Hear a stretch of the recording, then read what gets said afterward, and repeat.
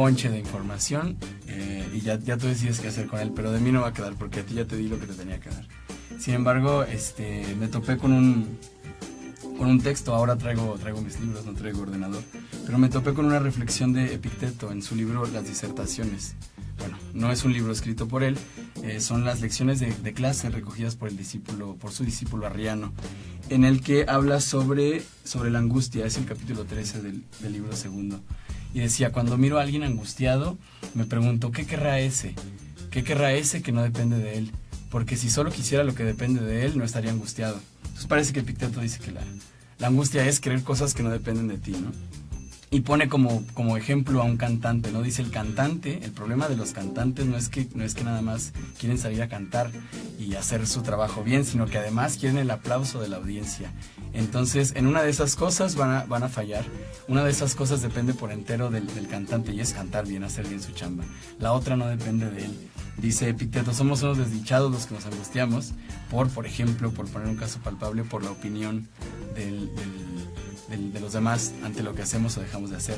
Y va más allá. Epicteto dice: a ver, ¿cómo es posible que nos sigamos angustiando por la opinión de los demás, por lo que los demás piensan o dicen de ti? Si nosotros no conocemos la forma en cómo funciona esa opinión que los demás tienen sobre ti, es decir, no conocemos los mecanismos de la opinión. Y no hace falta ser muy listo para saber, por ejemplo, que una misma cosa, una misma pieza de arte, un mismo objeto, una misma pieza musical puede infundir sentimientos completamente contradictorios. A una persona le puede parecer aberrante tal pieza o tal música, y a otra persona le puede parecer maravillosa. Entonces, las reglas por las que nosotros juzgamos lo que está bien y lo que está mal, lo que es bonito o es feo, llegan a ser tan arbitrarias que una misma cosa puede llegar a suscitar sentimientos totalmente encontrados. Entonces dice Epicteto: la opinión de los demás no puede ser un criterio para tu tranquilidad, no puede estar en tela de juicio tu tranquilidad emocional. Entonces resolví que lo mejor sería hacer la mejor chamba sin esperar el aplauso de la audiencia, pero sí tratando de rescatar esta parte más fresca. Les decía, no traigo ordenador, tengo esta vez a mis libros, y además me interesa mucho el elemento de inmediatez que puede llegar a tener, no tener una especie de guión, porque además ahora estoy entusiasmado con la idea del error. Hay una canción, una pieza musical de un grupo que se llama Bang on a Can. En su primer disco en vivo sacan una canción que se llama Failing a Very Difficult Piece, y la canción se trata de un tipo narrando la dificultad con la que se va a enfrentar al tocar esa canción, ¿no? Entonces lo que dice es: esta canción es tan difícil que en algún punto, y va a llegar un punto de la canción en el que o voy a tocar mal o voy a tener que hablar rápido, porque es una canción narrada, pero en cualquiera de los dos casos me voy a equivocar. Y eso me parece a mí que demuestra el poder que puede llegar a tener reconocer de antemano que te vas a equivocar, porque te relajas desde el principio. Si supiéramos que vamos a fallar en las cosas que emprendemos, estaríamos más tranquilos, pero siempre está la incertidumbre de que puedes hacer las cosas bien, de que le puedes agradar al otro, de que a una persona le puede parecer maravilloso y sublime lo que estás haciendo, y tener tú mismo una ejecución impecable. Sin embargo, el error está siempre amenazando, siempre está ahí como de puedes fallar en cualquier momento, y a mí me parece que lo que más hacemos, o lo que más hago yo, por ejemplo, es equivocarse o equivocarme. En general, me parece que solemos identificarnos más con nuestros aciertos que con nuestros errores, y en ese sentido, lo que más hacemos es equivocarnos. En ocasiones hacemos las cosas bien, ¿no? Y nos salen de maravilla, pero generalmente estamos ahí como equivocándonos. Y bueno, también, siguiendo con esto del paréntesis y del nuevo tono que quería adquirir en este programa, me parece que el tema también exige mucho que se hable en serio, ¿no? Porque es muy difícil o es muy fácil no ver la división entre la divulgación de la filosofía, o la comprensión o la enseñanza de la filosofía, y la filosofía práctica. Es difícil, no trazar bien esta línea para el que no está bien entendido en qué consiste la filosofía antigua, ¿no? Yo, en mi caso particular, por ejemplo, yo tengo una formación académica en filosofía, soy licenciado en filosofía, y a pesar de que siempre tuve esta como esta pequeña inquietud por la filosofía aplicada, siempre pensaba como como esta idea vaga de que la filosofía no sirve si no sirve para vivir, tal vez bastante romantizada y chiclosa, si se quiere, pero estaba entusiasmado por pensar esto, ¿no? La filosofía tiene que servir para la vida. Sin embargo, al poco rato de estar en la facultad me di cuenta, y con justísima razón, de que esto es ajeno a los intereses de un proyecto académico filosófico, ¿no? Filosóficamente hablando. Es ajeno a una licenciatura en filosofía. Se trata de que el estudiante adquiera competencias para que pueda desempeñarse laboralmente o institucionalmente dentro de la filosofía. No se trata de vivir mejor, porque sería un despropósito estatal, un despropósito para la universidad misma, si tener una fábrica de desempleados, digamos, ¿no? Entonces la concentración mayor de los estudiantes de filosofía pues es en el terreno académico, que a mí me parece bastante valioso, y que sin él no existirían estas nociones o estas concepciones de la filosofía antigua. Entonces, en mi experiencia personal, pues sí, siempre estuve muy cargado de los problemas teóricos, y reconocí esto, que se nos hacen conocer las filosofías, ¿no? Entras a un salón, a una clase de filosofía, y se te presenta una serie de problemas tildados de típicamente filosóficos, y una serie de autores, de una serie de filósofos. Tu tarea consiste en conocerlos, en aprender de ellos, en entenderlos desde sus propias esferas, y con el tiempo, ir escogiendo un autor, eligiendo un tema, tal vez empezando a generar ideas propias, aunque esto es una cosa bastante difícil, dado el estado en el que se encuentra la disciplina. Hasta generar conocimiento propio es algo que puede llegar a ser difícil, si no es una pesquisa, ¿no? Si no es, como decía uno de mis maestros jocosamente, la mugre en la uña izquierda de Heidegger, ¿no? Es algo muy, muy ridículo, una pesquisa filosófica, una pequeñez para el conjunto de la disciplina o para la historia de la filosofía. Entonces, yo tengo esta experiencia académica, digamos, y me topo con la filosofía antigua, pero mi contacto con la filosofía antigua, en particular la filosofía helenística, y estoy hablando de lo que he venido, de la cantaleta de siempre, de estos últimos programas, de la filosofía inspirada por Sócrates, ¿no? Me encuentro con esta filosofía, pero como una especie de refugio emocional. Viene a ser como el salvavidas en una época emocionalmente difícil. Esto es un contraste, porque el interés ya no era meramente académico, ya no era que quería resolver problemas de la filosofía, o estaba muy interesado como antes, por ejemplo, por las relaciones de la filosofía y la ciencia, o qué podía aportar la filosofía de la ciencia al mundo, ¿no? Y ahora el problema se dirigía, como en la misión socrática, pues a mi propia actividad y a mi vida. Entonces, ahí para empezar, hay una distinción que amerita que se hable más de a pie, más en serio, como me gusta decir. Que se hable en serio es romper la barrera de la academia y decir, a ver, no, pero ¿tú qué onda? ¿Tú cómo estás? ¿Cómo te estás conduciendo? ¿Qué tan tranquilo estás con el modo de vida que has elegido? ¿Ya has puesto a prueba tus capacidades? ¿Ya has puesto a prueba tus obras? ¿Ya te has puesto a prueba a ti mismo? ¿Cómo te conduces con los demás? Bueno, esto es la forma en que se hacía filosofía en el periodo helenístico, y me interesaba muchísimo. Primero, como este rescate emocional. Sin embargo, hay varias capas que se pueden trazar ahí. Pero lo que quería decir es esto, quería platicarles esta experiencia, y ahora sí, platicarles también el resultado de esta experiencia, que más que una investigación es una experiencia del mundo con la filosofía helenística. Porque una cosa es contarles acerca de las escuelas, cómo funcionan, cómo pensaban, pero otra es platicar el recorrido personal. Y digo personal no con afán de tener fans de la vida, sino creo que estas cosas se tienen que experimentar como no se pueden experimentar en cabeza ajena. Es decir, el paso por la filosofía como forma de vida, tiene que ser un paso propio. Nadie más puede dar ese salto por ti. Y en ese sentido, no se puede hablar por los demás. Porque es muy fácil decir, por ejemplo, no sé, como sociedad somos muy consumidores, ¿no? O como sociedad somos muy reactivos, o la peor enfermedad de la sociedad es el egoísmo.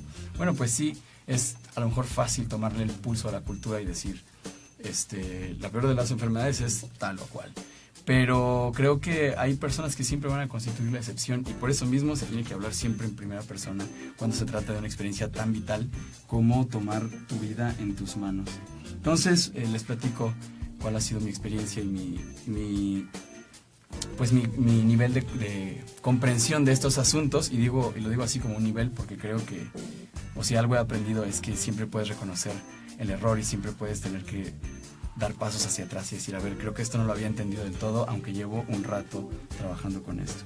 Entonces voy a tratar de explicar que la centralidad del concepto de la filosofía como forma de vida, hablando por supuesto de la filosofía antigua, y también voy a explicar cuál es la particularidad que tienen los ejercicios filosóficos, los ejercicios espirituales dentro de esta concepción de la filosofía como forma de vida. Me acordé ahora que estaba revisando estos temas porque me sentí como un cotorro, ¿no? Como un merolico hablando siempre de lo mismo, siempre diciendo, es que Sócrates dijo y Sócrates vivió. Me acordé de una defensa de Sócrates, no recordé, por supuesto, el parágrafo, pero sí me acordé del tono y el estilo con el que Sócrates se defendía.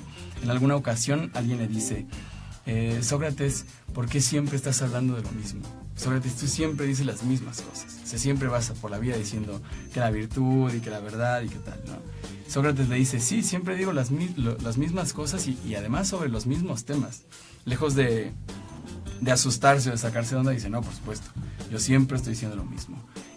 Y pone el ejemplo de un matemático que me gusta mucho la salida. Dice, si a un matemático le preguntaras 1.000.000 de veces cuánto es 5 por 2, tendría que darte respuestas diferentes, tendría que hablar de otros temas, tendría que sacarte una respuesta distinta. Y dice Sócrates, no, porque el verdadero conocimiento se expresa en los saberes que pueden ser repetibles y que son fórmulas que no se desgastan. Por lo demás, yo no tengo una excusa tan buena, pero tendría que decir que hablar de otra cosa sería salir de mi propia competencia. Y pues, si de por sí hay mediocridad en mi competencia, no quisiera salir a explorar otro terreno que escape a esto que he venido trabajando. Y además porque desde aquí puedo hablar personalmente. Bien, pues pensar en la filosofía como forma de vida es pensar en un concepto que no está del todo acabado. No puedes ir a la biblioteca de la antigüedad, ¿no? No puedes ir a buscar el libro de Sócrates en el que Sócrates habla sobre la filosofía como forma de vida. No existe tal cosa porque, como lo he dicho un montón de veces, Sócrates no escribió. Y además no tenía intenciones de escribir. No es que no nos quede nada de él, es que él no quería escribirlo. Parece que es más bien una reflexión acerca del modo en que se hacía filosofía y se practicaba la filosofía en el periodo helenístico que va del siglo IV al siglo II más o menos, después de Cristo. En ese sentido, estas filosofías son todas inspiradas por Sócrates, aunque no se pueda ir directamente a las fuentes. Es una reflexión sobre qué es lo que Sócrates quería decir. Nos podemos perder y podemos argumentar desde muchos lados por qué la filosofía de Sócrates es eminentemente práctica, algo que ya discutimos en el programa pasado. Pero hay una forma un concepto, digamos, muy palpable para entender por qué para Sócrates la filosofía era ante todo una manera de vivir, y es el ejemplo de la vida examinada. En todos lados en la apología, Sócrates nos da a entender que su misión consiste en examinarse a sí mismo y examinar a los demás, en ese sentido de llevar una vida bajo examen. Sócrates trata también de explicarnos en qué consiste este examen, y parece según lo que nos retrata Platón, que consistiría en examinarse a uno mismo y examinar a los demás, pero en examinar las obras que uno produce y la conducta y el comportamiento, es decir, examinar ante todo nuestro modo de vida. Más que nuestro pensamiento, llevar una vida examinada significa buscar rendir cuentas acerca de nuestro comportamiento. ¿Qué tan congruentes somos con nuestro pensamiento? ¿Qué tan tranquilos nos quedamos con nuestras acciones? Entonces, esto está caracterizado específicamente por el concepto de la vida examinada. La búsqueda del conocimiento tan típica de Sócrates parece, según Sellars, que está subordinado a encontrar un mejor modo de vivir. Esto es más fácil entenderlo si recurrimos a las anotaciones de Piradot sobre el concepto de sabiduría en la filosofía griega. Parece que el saber o la aspiración al saber de los filósofos es hacia un saber vivir más que un saber cosas. Más que la especulación y la reflexión, parece que se trataba más de un saber vivir. Entonces el filósofo es aquel que desea vivir de un mejor modo, según esta concepción de la filosofía antigua. La inquietud es vital y es personalísima, porque ante todo lo que está preguntándose Sócrates es: ¿podría yo vivir de alguna forma mejor? podría estar más tranquilo con el género de vida con el que llevo. Sí es cierto que el signo de la infelicidad es la intranquilidad, que si están infelices es como estar intranquilos. Entonces, en ese sentido, la eudaimonía, la felicidad o el equilibrio tendrían que venir de un estado de tranquilidad que solo nos lo podría reportar aquello que depende de nosotros, que es precisamente la disposición de ánimo o el modo en el que nos conducimos. Entonces la búsqueda es personalísima y parece que es el objetivo vital de este modelo de filosofía. Saber cómo podemos vivir de otra forma. Implica tomar las riendas por completo de tu existencia, eso sí. Implica dejar de decir cosas del tipo, ay, es que yo soy una persona súper enojona y por eso reacciono como reacciono. Es que soy una persona súper impulsiva y a mí no me digas nada porque luego no me vas a soportar, ¿no? Implica decir, ok, en mis manos está tomar las riendas de mi personalidad, y para esto lo mejor que puedo hacer es empezar a conocerme a mí mismo. Dice Sócrates, para empezar a examinarse es preciso también empezar a conocerse uno mismo. Y en última instancia va a recaer este concepto de vida examinada en un cuidado del alma. Parece que la misión socrática tiene esta dirección. Se examina el alma, pero para hacerla lo mejor posible. Cuidar el espíritu, bueno, llamémoslo espíritu, alma, psique, mente, pero ese mundo interior que es el depositario de todos nuestros anhelos, de nuestras emociones, que es al que le atribuimos un yo, cuando decimos por ejemplo mi mano, ¿no? Nunca decimos esta mano que soy yo, porque pareciera como si hubiera un yo flotando ahí adentro o afuera de nosotros o por encima de nosotros, que fuera el que sostiene esta realidad corpórea.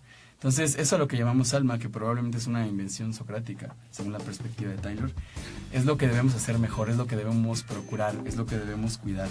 Y esto implica la responsabilidad de que podemos hacernos dueños de nosotros mismos, de que no tenemos que dejar al arbitrio del azar nuestro comportamiento o reducirlo a cómo hemos sido siempre o a cómo fuimos educados.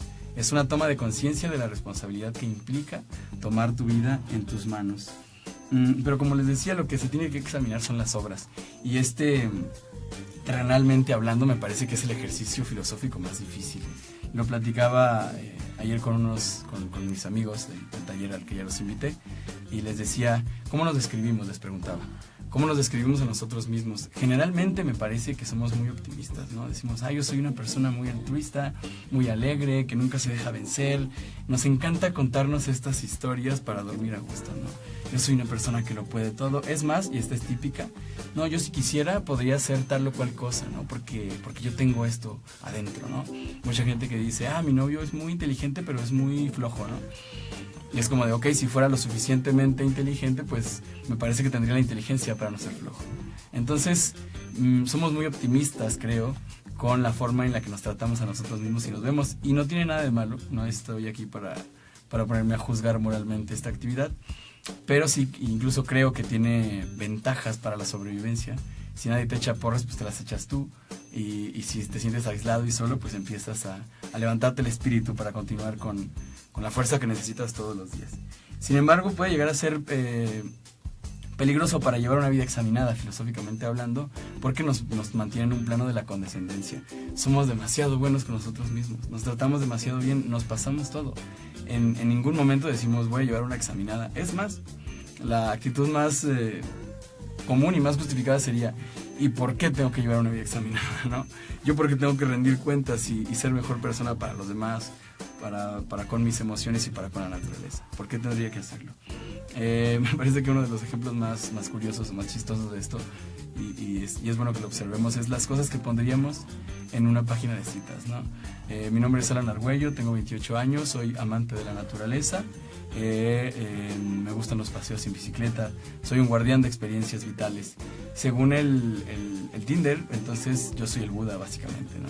Somos las mejores personas, las más consagradas, y tratamos de mostrar nuestra mejor imagen. Con una cita funciona lo mismo, ¿no? Cuando la gente te pregunta, ¿tú cómo te consideras? Es una oportunidad excelente para vanagloriarte, decir, yo soy así, así, así. Un verdadero reto me parece que sería empezar a dar cuenta de quiénes somos, tomando nada más como punto de partida cuáles son nuestras acciones más recurrentes, cuáles son nuestras obras más palpables, cómo nos conducimos todos los días, cómo le contestamos a la gente, de qué humor solemos estar. cuáles son los pensamientos que más recurrentemente pensamos o tenemos en la cabeza, con qué nos quedamos antes de irnos a dormir, qué preocupación nos tiene atados todos los días. A partir de tus pensamientos más recurrentes y de tus acciones más recurrentes, me parece que sería un buen lugar para comenzar, para empezar a describirte en serio, ¿no? En vez de esa imaginación de ti mismo que te haces y que se hacen los demás de ti, decir, no, yo la verdad, yo puedo decir, por ejemplo, no, yo soy una persona que trabaja con la filosofía antigua, porque llevo un año dando clases de filosofía helenística, clases más bien talleres, y yo puedo decir, sí, yo soy una persona que se ejercita en la virtud, que trata de ser lo mejor posible y que está lidiando con el dominio de sus pasiones. Claro, eso suena muy bien, pero yo me he tenido que dar cuenta de esta línea divisoria, y que me parece que la tendencia corriente es pensar, o corriente lo digo en mi caso personal, que por leer esta vida de los filósofos ilustres, ya estás empezando a trabajar con la virtud. Y yo mismo he caído en ese error y en ese velo de decir, yo soy esto, yo soy aquello. Pero ¿qué es lo que realmente están diciendo mis obras? ¿Realmente estoy absteniéndome de algunos placeres para gozar de placeres mayores? ¿Realmente estoy siendo íntegro en cada una, o vigilante en cada una de mis acciones? Pues tal vez no. Tal vez lo que más me caracterice, como decía hace un rato, es el error. Estarme equivocando y de repente acertar. Y en ese sentido es liberador conocerse uno mismo, ¿no? Pero hay que dar cuenta y hay que estar dispuestos a hablarnos con la honestidad con la que solo te puedes hablar a ti mismo. Decir, la verdad, el más recurrente de todos los Allans es esto y aquello, y ya está. No es para conformarse y para decir, bueno, me voy a tirar en el laurel de mi mediocridad, aunque la mediocridad no tengo ningún problema con ella. Pero no es para tirarse y decir, ya no voy a trabajar, sino para empezar a ver desde dónde tienes que trabajar. Entonces la filosofía como forma de vida es ante todo reconocer dónde estamos parados, quiénes somos, cuáles son nuestras acciones más recurrentes, qué es lo que solemos hacer más a menudo. Partiendo de ahí, entonces sí podemos decir, ok, vamos a empezar a hacer un recorrido por la filosofía antigua. Y a mí me parece que así se nos tiene que mostrar el estudio del helenismo, de la filosofía inspirada por Sócrates. No como un punto de llegada, no como decir, bueno, yo tengo, como en mi caso, yo tengo una crisis emocional y necesito resolverla de algún modo. Entonces me topo con la filosofía helenística y veo que hay propuestas para conducirse y dirigirse a uno mismo, para aventar para arriba, ¿no? Tenemos a los estoicos, tenemos a los escépticos, tenemos a los epicúreos, tenemos al propio Sócrates, tenemos a los cínicos, tenemos una amplia gama de ofertas de cómo alcanzar la virtud y ser felices, ser genuinos, felices y libres. Entonces voy a decir, ok, a mí la filosofía que más encaja con mi estilo de vida, que más encaja con mis ideas, es el epicureísmo, porque ellos apostaban por el placer.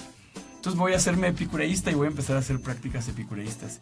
Eso es un modo de verlo, pero si no se ha comenzado por el examen a uno mismo, me parece que se tiene que dar un paso hacia atrás y comenzar por ahí. Decir, a ver, pero vamos a ver dónde estamos parados antes de pensar, como podemos estar muy expensas de este error, pensar que por leer mucho de epicureísmo, de los textos de Epicuro, pues ya vas a ser un epicureísta, ¿no? A lo mejor eres un especialista, a lo mejor eres muy puntual, a lo mejor eres muy fino con la filosofía de Epicuro, a lo mejor te la has leído en griego incluso y la puedes traducir, pero ¿qué tanto puedes vivir de conformidad a esa doctrina de la que supuestamente partes? Entonces, me parece que la filosofía helenística se nos tendría que mostrar así como un camino, más que como un punto de llegada. Es decir, la vida de los sabios tiene que ser ejemplar, no en el sentido de ir a buscar en ellos las recetas de la felicidad y de cómo vivir mejor, sino ejemplar en el sentido de tomar su vida como ejemplo y empezar nosotros a decir, órale, voy a ir caminando y mientras camino y mientras bebo y mientras vivo y mientras experimento cosas y mientras me enamoro y mientras tengo mis dilemas familiares, pues voy a empezar a ver qué decían estos señores y cómo esto me puede servir como un acicate para la reflexión y para la transformación de mí mismo, pero como esto, un camino por recorrer, más que un punto de llegada de decir, yo de aquí soy, de esta filosofía y de aquí al real. En ese sentido me parece que son especialmente instructivas, vistas atentamente me refiero, la biografía espiritual de estos filósofos.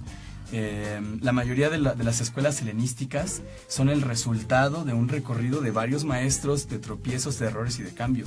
Epicuro, por ejemplo, empezó a trabajar con la filosofía o a estudiar filosofía a los 14 años. Se empezó jovencito, ¿no? Empezó a estudiar filosofía a los 14 años y tuvo un recorrido espiritual y filosófico que pasó por la filosofía de los atomistas, que pasó por la filosofía de los hedonistas, y que hasta sus 40 años, es decir, 26 años después de que empezó a estudiar filosofía, Epicuro tomó una decisión y dijo, ok, ya estoy en posición de decir, voy a vivir filosóficamente de este o de este otro modo, y funda su escuela filosófica conocida como El Jardín. Entonces, a Epicuro le tomó 25 años. Sócrates jamás tomó partida, jamás tomó una pluma y dijo, estas son las leyes para vivir mejor, o este es el mejor modo de vivir.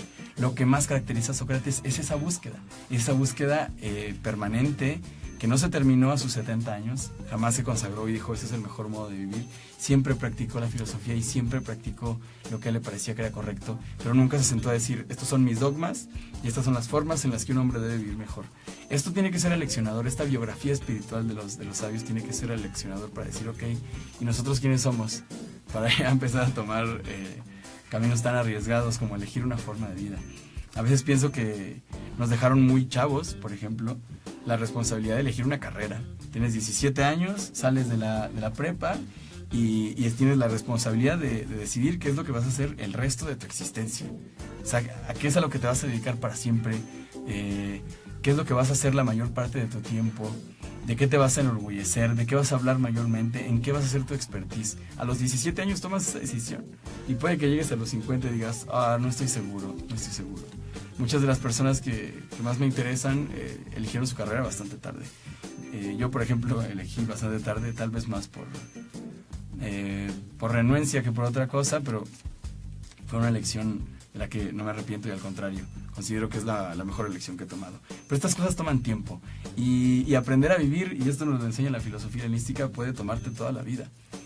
El problema es que envejecemos y cada vez creemos que por estar aquí en la Tierra 28, 30, 40 años ya sabemos cómo comportarnos, que estar aquí ya es garantía de haber aprendido algo, y tuvimos una crisis amorosa como si estuviéramos en secundaria a los 45. Y es que la filosofía enseña eso, que vivir no es algo gratuito, vivir es un arte que se tiene que perfeccionar y hay que aprender a perfeccionar ese arte. De hecho, la concepción, y ahora sí vamos a lo que quería tratar el día de hoy, esta concepción de la filosofía como ejercicio parto de las ideas de Sellars, el filósofo norteamericano con el que estoy trabajando ahora, que refiere a esta filosofía y también reflexionando sobre la actividad socrática como una especie de arte o técnica, la técnica o el arte del cuidado de sí. Esta palabra es muy, muy especial para los griegos o difícil de traducir para nosotros, más bien la palabra tekné, porque para ellos tekné significaba arte, pero también significaba oficio. Las teknés podían ser desde tocar la música, hacer medicina, el oficio del zapatero. En general nos podemos referir a ellas como actividades productivas. Las teknés son las actividades productivas, es decir, las actividades que tienen un producto.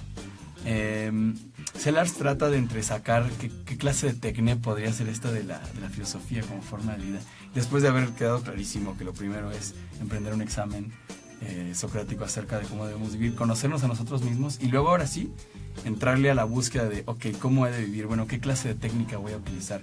Empezar a considerar la vida como un arte es tomártela en serio, tomarte como tu propia escultura. Sin embargo, esta es una interpretación discutida. Parece que Adot acusó a Foucault de dandismo al decir que estos filósofos trataban de esculpir su propia existencia como si fuera una estética de la existencia. Más bien el objetivo era ético, era alcanzar la felicidad y dominarse a sí mismos, liberarse a la plenitud de una vida genuina y feliz. Sin embargo, bueno, esta perspectiva me parece bastante congruente también, o bastante plausible, porque estamos tratando de buscar una técnica que no necesariamente tiene que ser un arte en el sentido contemporáneo del término. Una técnica puede significar pintar una vasija, pero también hacer un zapato. Entonces, como se refiere a actividades manuales o actividades productivas, es aterrizar la filosofía y convertirlo en algo con lo que se puede realmente trabajar, ¿no? Lo manual refiere a las cosas hechas con las manos. Entonces, la filosofía como tecné es tomar tu vida en tus manos y moldearla. Y sobre esto nos ofrece Sellars una serie de formas de tecné que él entresaca de los diálogos de Platón. ¿Qué clase de tecnés, de artes u oficios son los que cuenta Platón? Bueno, pues dice, y esto para encontrar qué clase de arte u oficio es el arte de vivir. Dice, bueno, primero que nada tenemos las tecnés o los artes u oficios productivos. El caso paradigmático de las artes productivas es el zapatero, ¿no? Un caso muy arcaico, por supuesto. Pero las artes productivas o las técnicas productivas son aquellas que tienen una producción diferente a la de su objeto. En ese sentido, esas tecnés producen cosas, hacen cosas. El zapatero hace zapatos. La excelencia o la virtud del zapatero va a consistir en hacer excelentes zapatos. Luego tenemos las tecnés adquisitivas, las que tienen también un producto, pero el producto es diferente de su actividad. Por ejemplo, en el caso de los pescadores, ¿no? El pescador realiza su tecné, su arte, pesca y consigue un producto diferente al de la propia ejecución de su arte.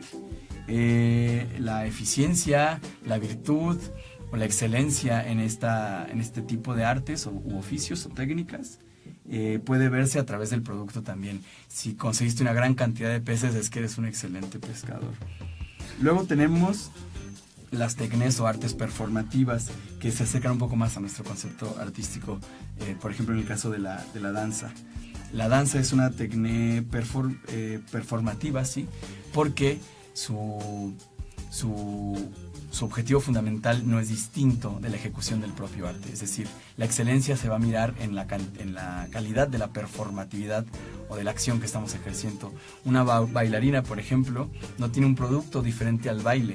El baile mismo es muestra es el producto de su propio ejercicio, de su propia actividad. La otra es la teorética. Las tecnés teoréticas son las similares a la geometría o a las matemáticas. Y estas son de difícil clasificación porque se pueden mirar como productivas en el sentido de que producen resultados, ¿no? De que nos pueden dar un resultado, una operación matemática nos da un resultado. También son adquisitivas porque sirven para descubrir cosas. El instrumental del conocimiento científico tiene como objetivo descubrir verdades en el mundo, ¿no? Descubrir el funcionamiento de ciertas cosas. Y también son performativas porque la misma ejecución puede dar cuenta de su calidad o de su excelencia. Y por último tenemos las estocásticas. Las artes o técnicas estocásticas son aquellas que tienen un objetivo diferente también al de su propia actividad, que apuntan a un fin distinto a los límites de su propia actividad. Y se llaman estocásticas específicamente porque en estas artes o técnicas las cosas siempre pueden salir de otra manera. Y la virtud del que las practica no siempre se muestra en la calidad del producto que presenta. ¿De acuerdo? Un ejemplo clarísimo de esto es la medicina.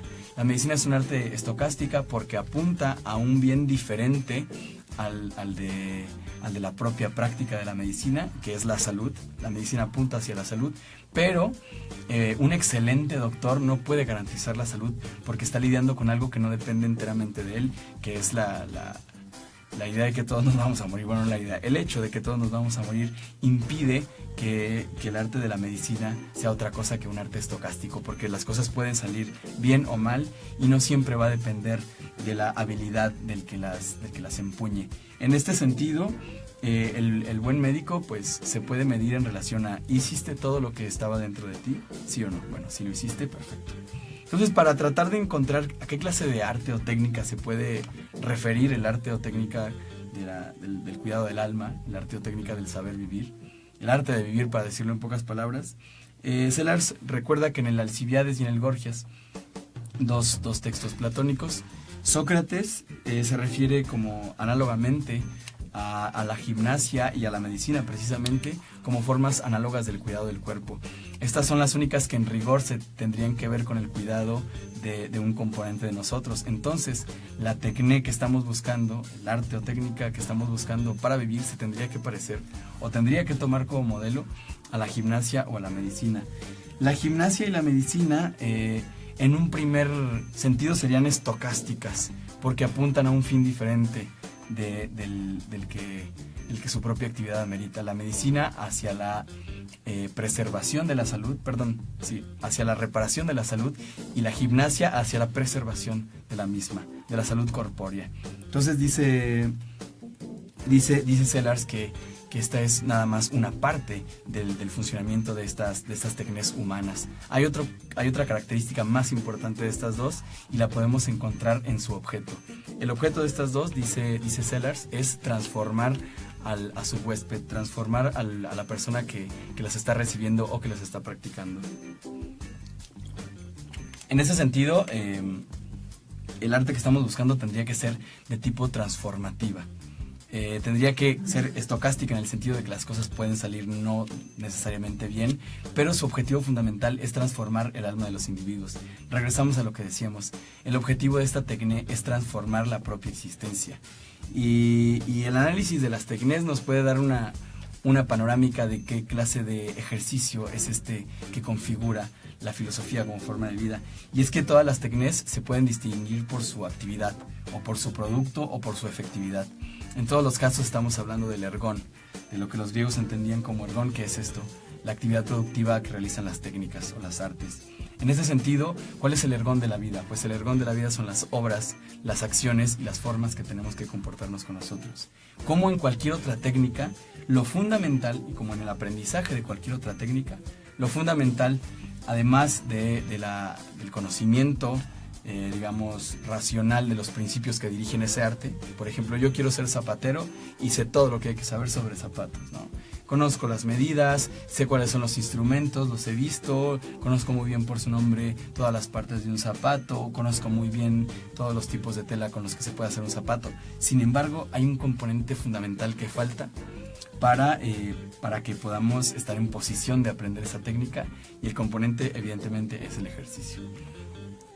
Pues vamos a hacer una pequeña pausa para seguir platicando de los ejercicios, ahora sí de los ejercicios espirituales.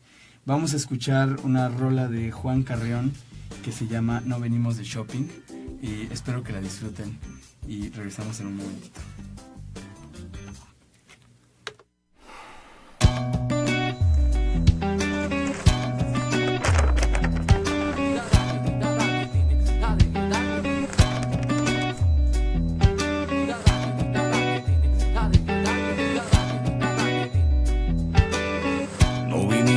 Shopping a la vida, anota el marcador, otro fracaso, otro retazo al perro del pasado, otro tiro que fue bala perdida. No vinimos de shopping a la vida, conmigo no hay pa' qué justificarse. Duele menos perder mujer que amiga. Alma toca en tu piel y tú lo sabes. ¿Cómo negar que me dejaste y no me diste ni la despedida? Sigue por el rumbo que buscaste. Pena es menos pena con tequila.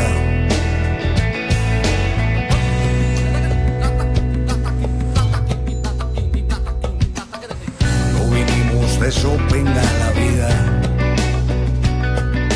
ahora camino arriba de mi sombra.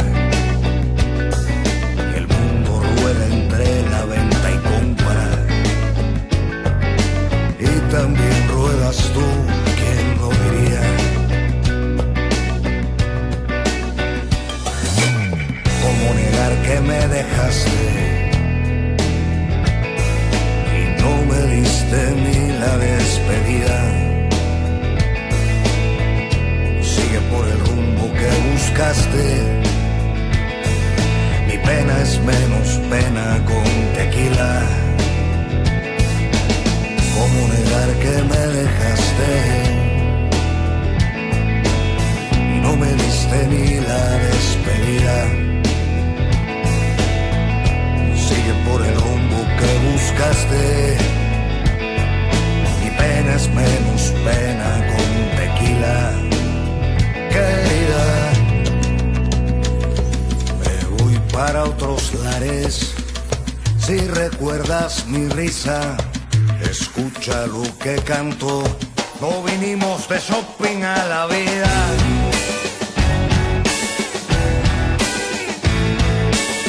No vinimos de shopping a la vida. No vinimos de shopping a la vida. No vinimos de shopping a la vida. No vinimos de shopping a la vida. Shopping a la vida. No vinimos de shopping a la vida. A donde venga, pa' donde vaya, solo el espejo me ve la cara. No vinimos de shopping a la vida. Tengo mis lujos en la pobreza, que por dinero nadie me besa. No vinimos de shopping a la vida. Hay quien se renta y no está en venta, la dignidad es la diferencia. No vinimos de shopping a la vida. Peor que un egoísta son dos, que una mentira son tres, y tres no siempre son tres. No vinimos de shopping a la vida. Pa' donde venga, siempre me alcanza la perra hambrienta de la nostalgia. No vinimos de shopping a la vida. No le hago al cuento, la cosa es clara, cara salió la bonita cara. No vinimos de shopping a la vida. A donde venga, pa' donde vaya, solo el espejo me ve la cara. No vinimos de shopping a la vida. Se fue.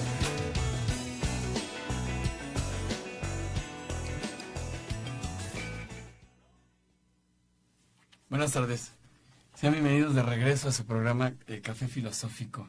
Mi nombre es Alan Argüello. Estamos platicando, tengo que inventarme un nuevo saludo así estilo youtuber, tal vez vendré con algo la siguiente semana. Estamos platicando de la filosofía como forma de vida. Ya estábamos como casi elevándonos y empezando a flotar de la silla.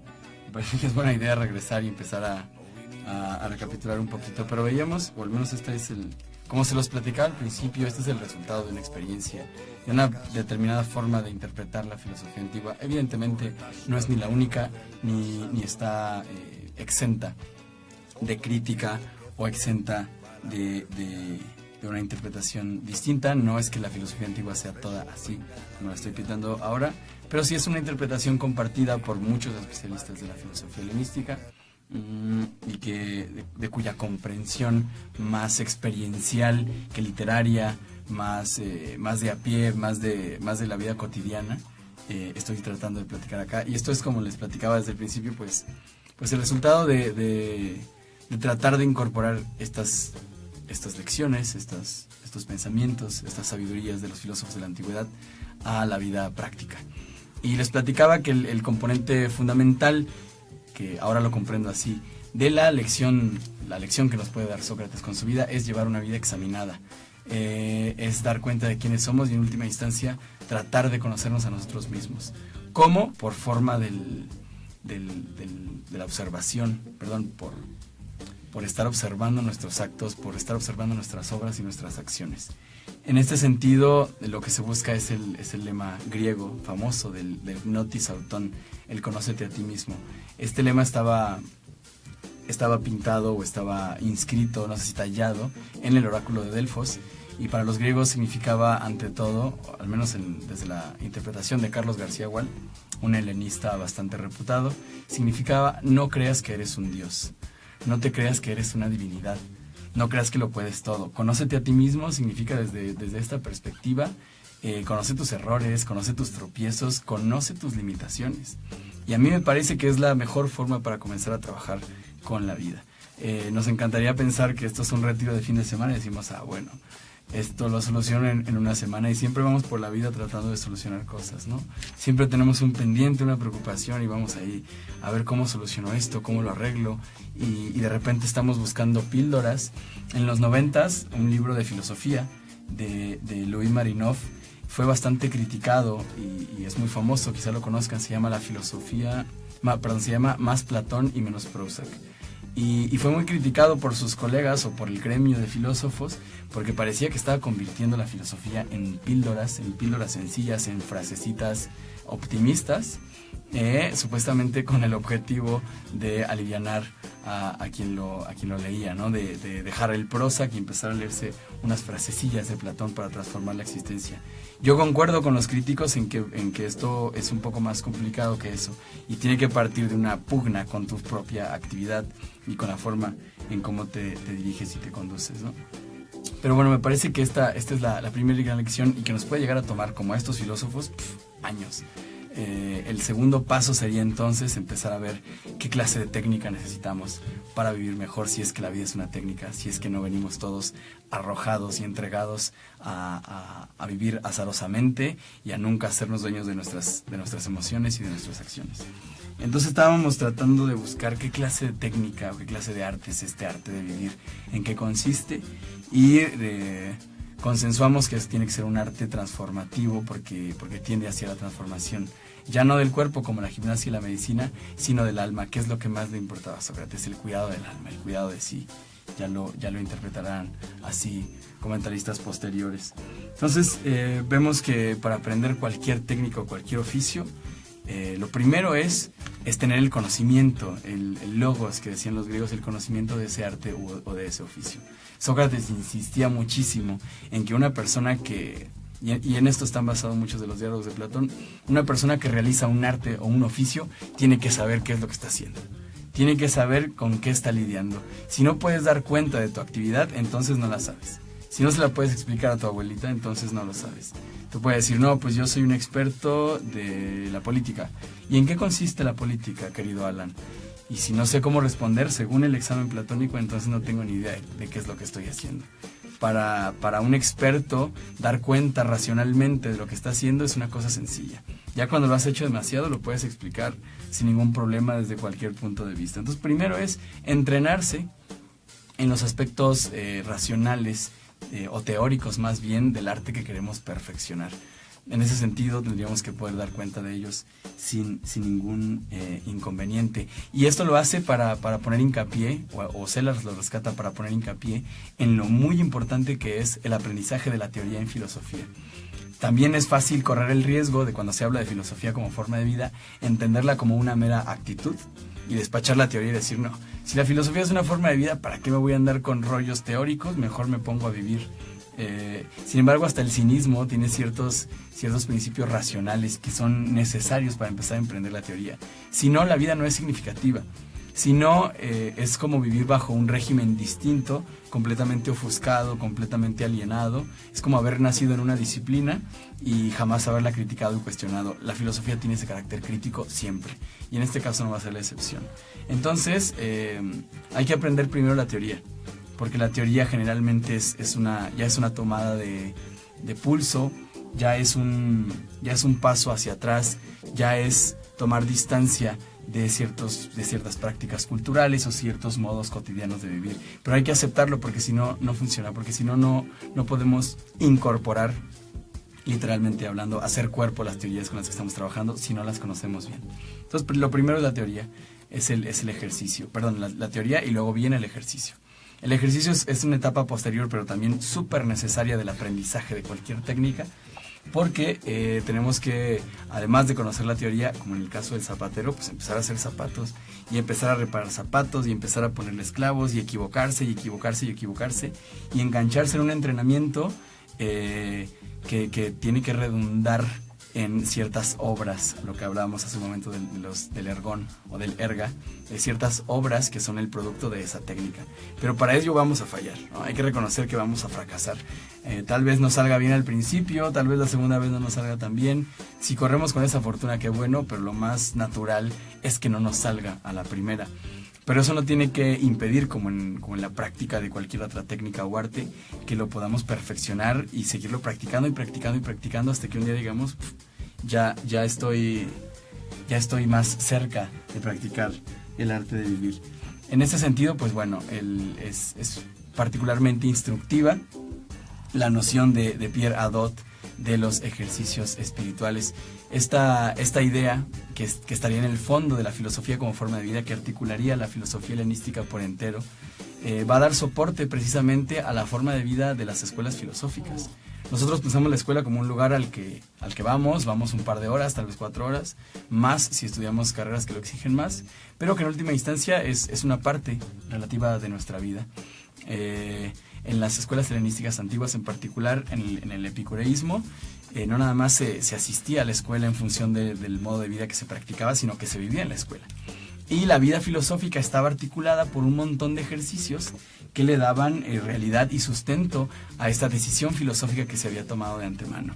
Por ejemplo, en el caso del epicureísmo, se practicaban ejercicios de llevar una vida frugal para poder disfrutar de los placeres luego, una vida cuantificada.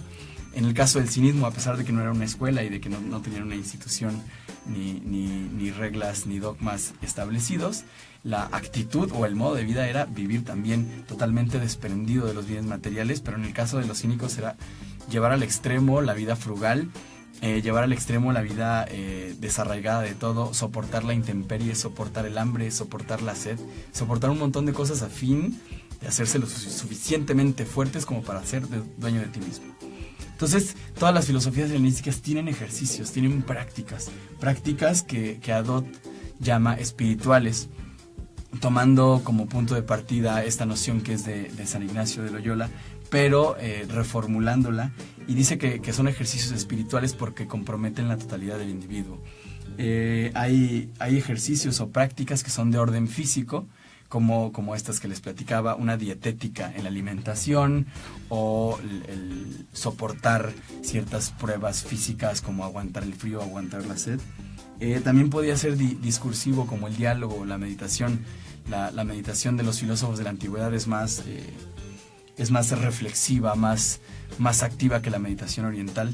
Consistía con la imaginación tratar de llegar a otras esferas más elevadas y vernos desde un punto de vista desde lo alto y ver nuestra vida como una pequeñez y empezar a dejar todas nuestras preocupaciones subjetivas y pasionales.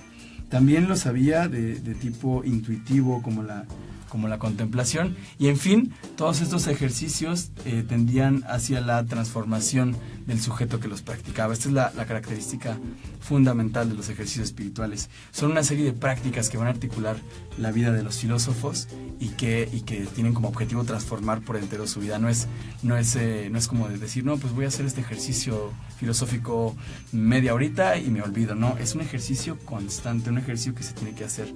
La estructura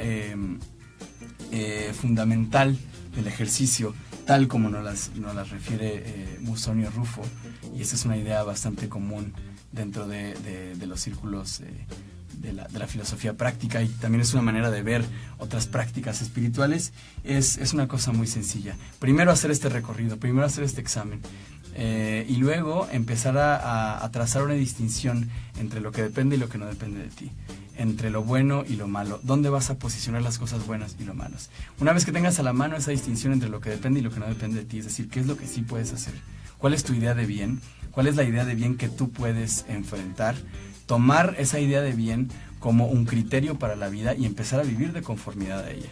Esto es una estructura somera, si quieren, de cómo funciona un ejercicio espiritual, pero tiene como ventaja que es abarcante y puede explicar en qué consisten básicamente. Distinguir entre el bien y el mal, qué es lo que tú puedes hacer y qué es lo que no puedes hacer. En el caso de los estoicos estaba bastante claro, el bien y el mal solo están en el bien y el mal moral. Quejarse por las cosas que no dependen de nosotros es un despropósito y no te va a llevar a ningún camino espiritual. Una vez que has trazado esa distinción, tienes que querer que el bien actúe a través de ti, tienes que convertirte en una especie de instrumento para el bien y dedicar tu vida por entero a ello. Obviamente suena muchísimo más romántico e idílico, y a mí me parece más aterrizada y terrenal y muy buena para comenzar la idea de la vida examinada. Hay que empezar a hacer este ejercicio, llevar nuestra vida a examen constantemente, ser un espía de nosotros mismos, empezar a decir qué es lo que realmente estoy diciendo con mis acciones, qué clase de persona soy a partir de las acciones que ejerzo, y así empezar un camino que nos puede tomar toda la vida. Pero bueno, seguiremos platicando de la filosofía como ejercicio y de los ejercicios espirituales en las siguientes charlas. Espero que se vuelva cada vez más chabacano, incluso cada vez más fresco, y me gustaría verlos aquí la siguiente sesión. Nos vemos pronto.